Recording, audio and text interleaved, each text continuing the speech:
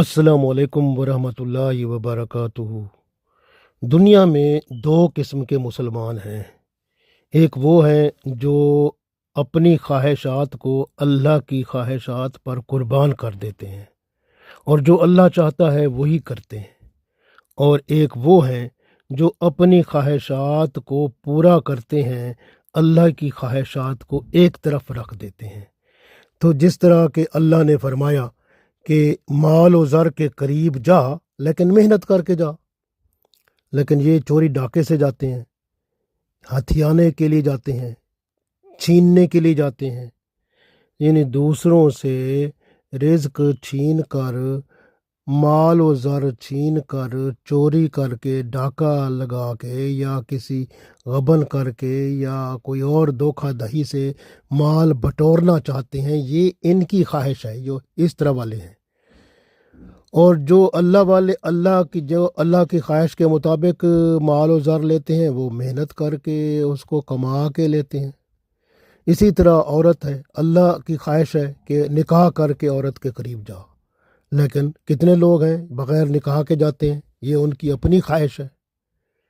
اسی طرح شراب ہے، اللہ تعالیٰ نے فرمایا نہ جا، یہ حرام ہے، اس کے قریب نہ جا، لیکن بہت سارے بندے چسکے کے لیے اس کے قریب جاتے ہیں۔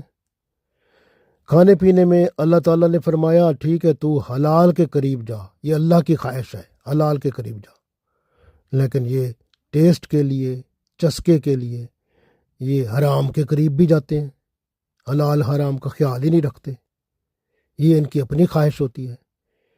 اللہ نے فرمایا دوستی اللہ والوں سے رکھ، یہ اللہ کی خواہش ہے، رب کی خواہش ہے کہ دوستی اللہ والوں سے رکھ، لیکن اس کی دوستی دنیا داروں سے ہوتی ہے۔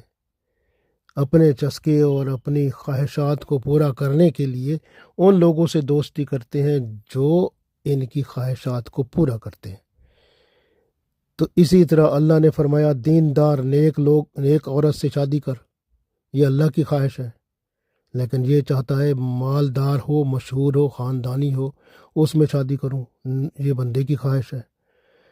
تو یہ خواہشات میں جب آپ اپنی خواہشات کو آگے رکھتے ہیں، اللہ کی خواہشات کو پیچھے ڈال دیتے ہیں، تو پھر وہی خواہشات ہیں جن کی آپ پوجا کرتے ہیں، وہی آپ کا اللہ ہے، وہی آپ کا رب ہے، وہی آپ کا سب کچھ ہے۔ اللہ نے فرما دیا افرأیت من اتخذ الہہ، کیا آپ نے کسی ایسے شخص کو دیکھا ہے جس نے الہہ اپنا الہ بنا لیا، اپنا معبود بنا لیا، ہواہ اپنی خواہشات کو؟ کیا آپ نے ایسے شخص کو دیکھا ہے؟ افرأیت من اتخذ الہہ ہواہ، کیا آپ نے ایسے شخص کو دیکھا ہے جس نے اپنی خواہشات کو ہی اپنا خدا بنا لیا ہے، معبود بنا لیا ہے؟ وَأَضَلَّهُ اللَّهُ، تو اللہ فرماتا ہے علی علم، اس کے پاس علم تھا لیکن پھر بھی وہ گمراہ ہو گیا، پھر اضلہ اللہ، پھر اللہ نے بھی اس کو گمراہ کر دیا، کیونکہ اس نے اپنی خواہشات کو، اللہ کی خواہشات کو ایک طرف رکھ کے اپنی خواہشات کو پورا کرنے کی کوشش کی۔ علم ہی تھا کہ یہ میرا کام میں اپنی خواہش سے کر رہا ہوں، اللہ کی خواہش کو ایک طرف رکھ رہا ہوں، پھر بھی تو گمراہ ہو گیا۔ تو پھر اللہ فرماتا ہے ٹھیک ہے، پھر اس کو میں نے گمراہی میں جانے دیا۔ وَأَضَلَّهُ اللَّهُ عَلَىٰ عِلْمٍ، علم ہونے کے باوجود وہ گمراہی میں گیا، اللہ فرماتا ہے ٹھیک ہے میں نے بھی اس کو گمراہی میں پھر جانے دیا۔ وَخَتَمَ عَلَىٰ سَمْعِهِ، پھر اللہ تعالیٰ ایسے شخص کے کان پر مہر لگا دیتا ہے، وَقَلْبِهِ، اور اس کے دل پر مہر لگا دیتا ہے، وَجَعَلَ عَلَىٰ بَصَرِهِ غِشَاوَةً، اور اس کی آنکھوں پہ پردہ آ جاتا ہے۔